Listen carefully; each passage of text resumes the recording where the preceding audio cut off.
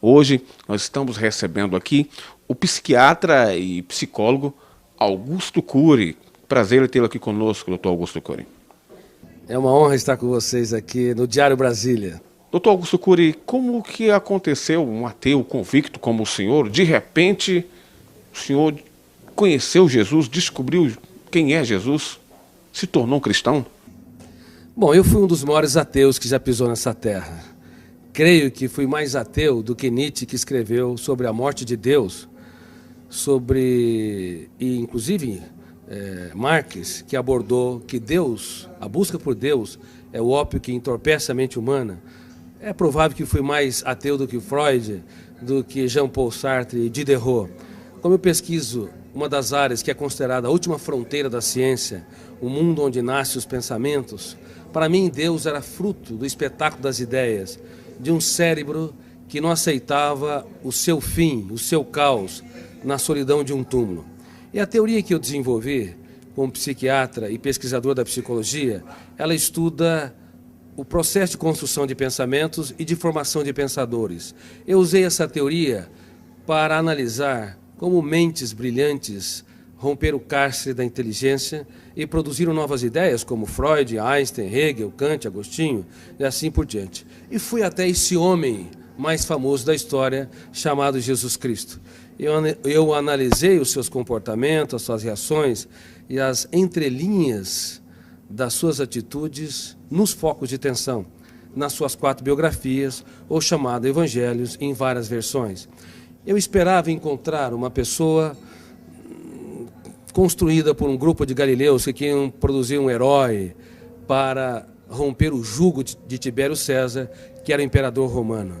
Mas fiquei perplexo, porque percebi que a sua personalidade é tão complexa e tão fascinante que não cabe no imaginário humano.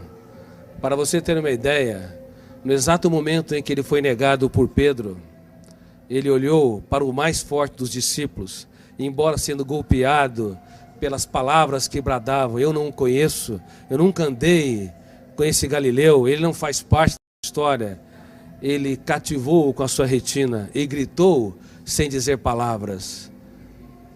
Na Fortaleza Antônia, ele quis dizer: eu te compreendo, eu te compreendo. Com o seu olhar, ele economizou palavras, mas fez um discurso mais brilhante que o mais poético de todos os discursos. E quantas vezes você, pai, mãe, você, professor ou executivo, está diante de uma pessoa que falha, erra, e ao invés de simplesmente olhar e lhe dizer sem palavras: eu te compreendo, e nós julgamos, excluímos. Através de analisar o comportamento de Cristo nesse sentido, eu percebi que a sua inteligência, sua capacidade criativa e a capacidade de ser gestor da sua mente e protetor da sua emoção não tem precedente histórico. Assim, eu deixei de ser um ateu, um dos grandes ateus da história, e percebi que a procura por Deus não é um ato de pequenez intelectual, mas um ato inteligentíssimo da mente humana. Mas quando o senhor pesquisou sobre Jesus Cristo, homem, o que o senhor esperava encontrar? Quando eu pesquisei a humanidade de Jesus, esperava encontrar alguém que não brilhasse no caos, diante das perdas, das traições, das frustrações e decepções. Porque nós temos na psique humana, no nosso córtex cerebral, registrado zonas de conflitos que eu chamo de janela killer. Killer no inglês quer dizer assassino. Quando nós entramos numa janela killer, o volume de ansiedade é tão grande que bloqueia milhares de outras janelas e o eu não consegue encontrar informações para dar respostas inteligentes em situações estressantes. É por isso que nos primeiros 30 segundos de tensão, de ansiedade, os pais cometem os maiores erros na relação com os filhos, bem como os professores, os amigos e as pessoas que se amam, marido e esposa. Eu esperava encontrar alguém que não brilhasse no drama, no deserto, nas tempestades.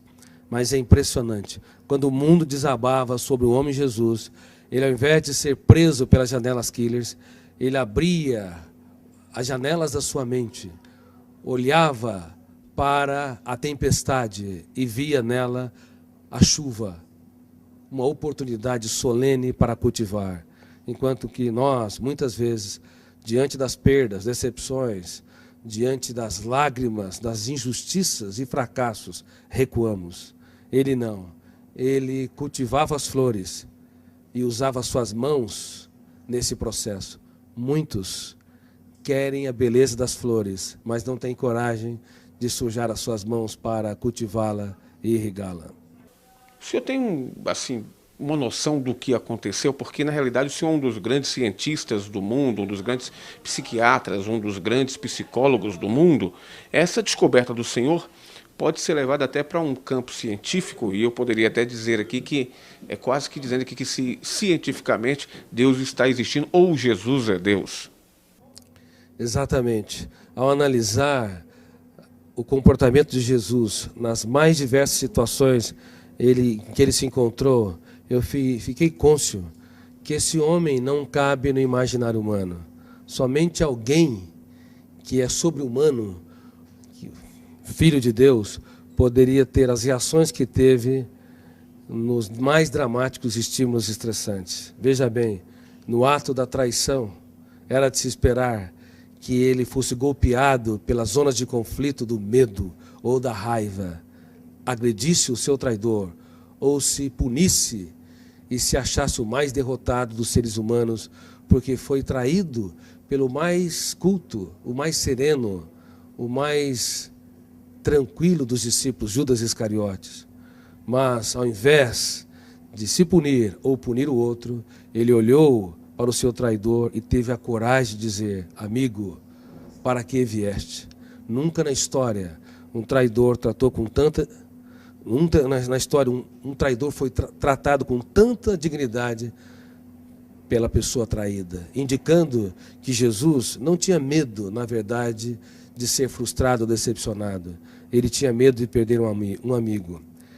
O que nos leva a compreender, do ponto de vista psiquiátrico, psicológico e sociológico, que um grande educador é aquele que aposta tudo que tem naqueles que pouco têm. É aqueles que têm coragem para se fazer pequeno, para tornar os pequenos grandes. E como eu digo no meu livro, Mentes Brilhantes, Mentes Treinadas, não é possível ter uma mente brilhante se nós não treinarmos a nossa criatividade, as habilidades da nossa psique, como a solidariedade, a capacidade de se colocar no lugar dos outros, a capacidade de investir naqueles que nos frustram, a capacidade de transformar as perdas numa oportunidade excelente para os melhores ganhos e de usar as nossas lágrimas para desenvolver sabedoria.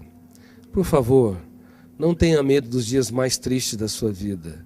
Você pode escrever os capítulos mais importantes da sua história quando o mundo desaba sobre si.